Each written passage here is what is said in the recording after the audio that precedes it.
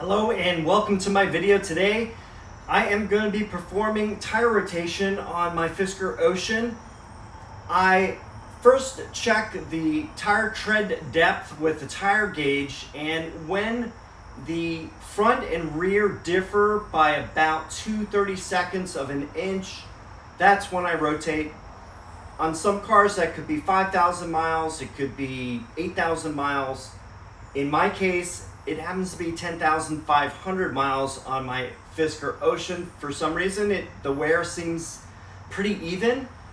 One suggestion is to keep the car in fun mode or hyper mode, since that engages all-wheel drive, and the all-wheel drive wears the tires more evenly.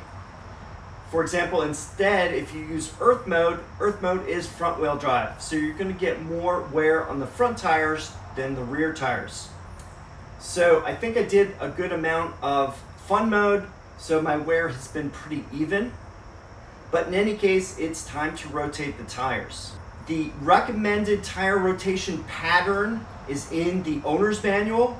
If you have the Sport, you can rotate that with the front to rear swap, and you're going to swap the front tires when they go from rear to front. You swap those. And when you do the all-wheel drive, such as this one for the Ultra Extremer 1, you're going to rotate the tires so that the fronts go to the rear and the rears go to the front. But when the fronts go to the rear, that's when you swap them. So for example, the left front goes to the right rear, and the right front goes to the left rear.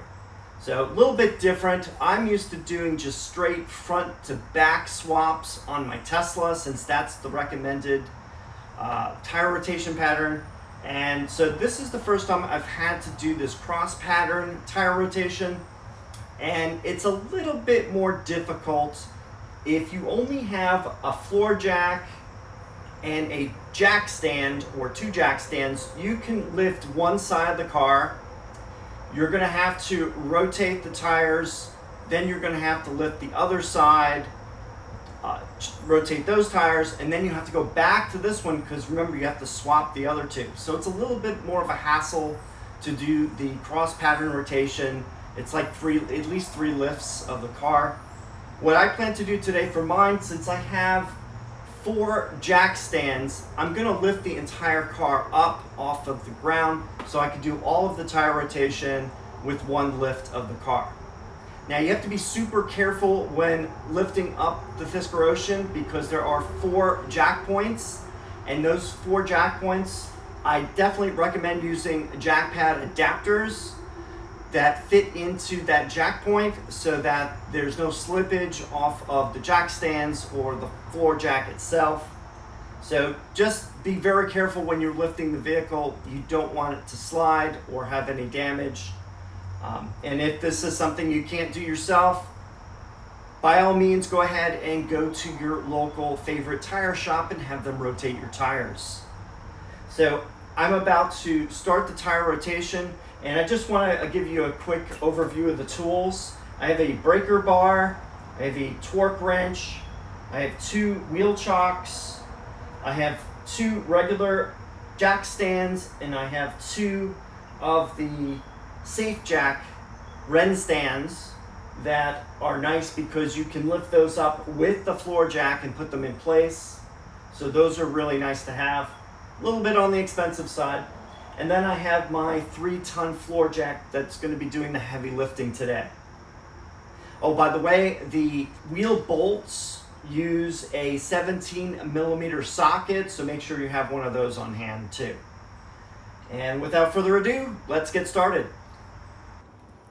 If you have these wheel center caps on, it's a good idea to use a thin Allen wrench, and then there's a hole right here that you can insert the Allen wrench into, and then you can pull it out.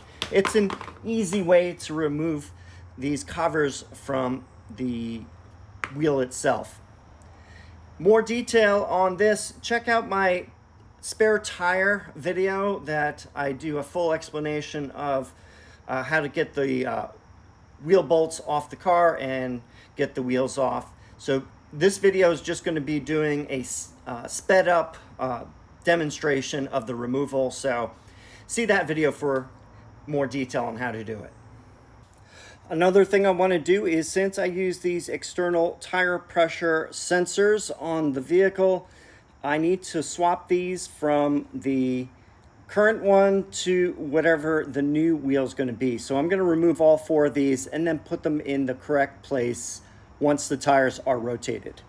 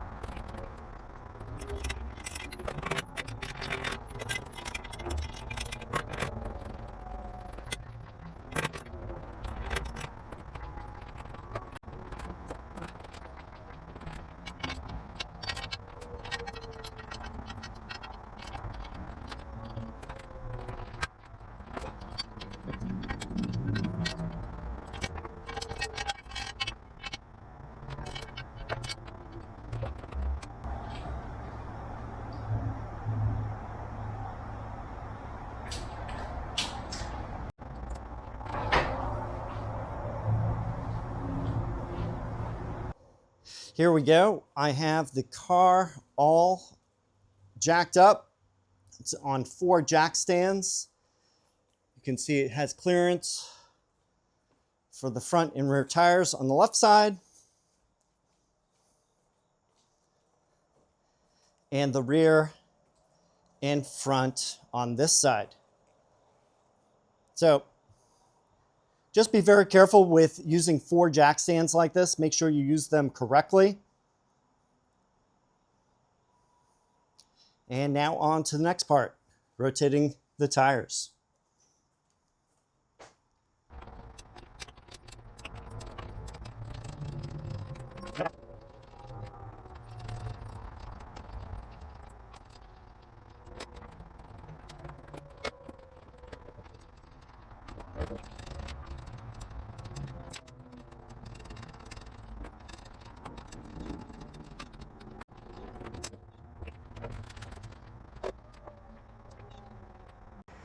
Here's the wear on the front tire.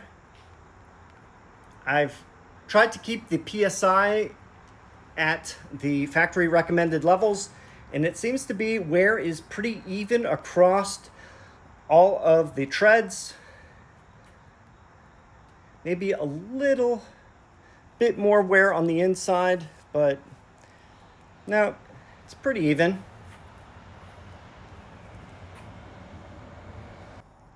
And on this side, we have the rear left tire.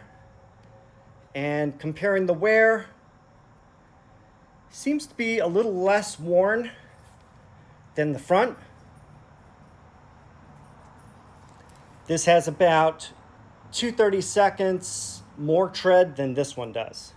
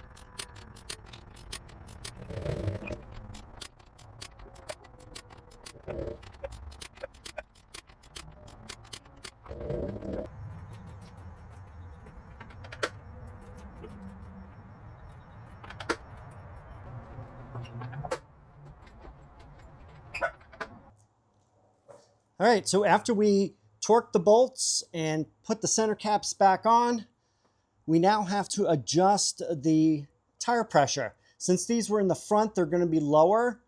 They were supposed to be 44 in the front, 49 in the back. Now they're swapped, so I'm going to have to increase the pressure in these and decrease in the front to have them match what the factory settings should be. So I have my handy dandy cordless tire inflator, and I'll let it do its work. I just finished making sure the air pressure in the tires is correct. I have 44 now in the front, 49 in the rear, and I am all done. So that's about it. It's not too bad to do yourself if you have the proper tools. I definitely recommend to double check yourself and don't rush it. You want to make sure you do this right and safe. And that's about it. So if you have any questions or comments, please leave them down below. Thanks for watching, and I will see you in the next video.